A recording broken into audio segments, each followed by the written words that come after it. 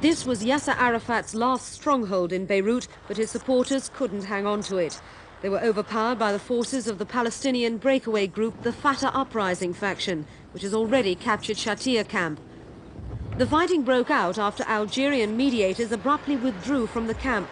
They rejected a demand that Arafat's supporters be cleared from Bourj al-Barajneh and moved to South Lebanon.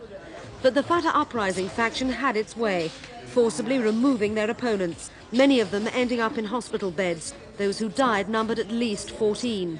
Many of the buildings were badly damaged in a heavy bombardment and the fierce street-to-street fighting. It was a clear victory for the attackers, who are said to have driven back Arafat's men into one corner of the camp. Only about 100 are now thought to be left in Bourj al-Barajneh. The others have all fled.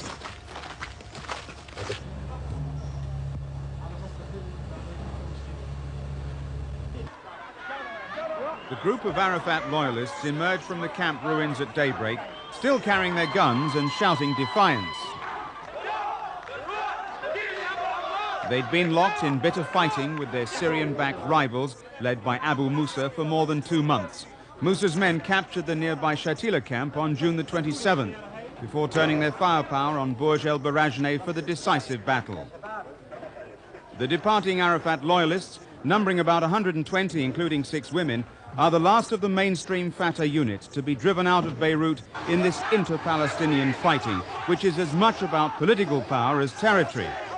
The decision to surrender followed a 4-hour attack on the camp the previous day. Arafat's local commander, Sultan al-Ainain, then made contact with Syrian troops to negotiate a peaceful withdrawal.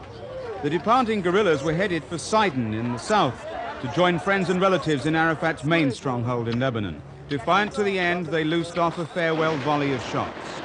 The evacuation was another blow for the Arafat faction and another sign of the increasing influence of Syria over this war-torn country.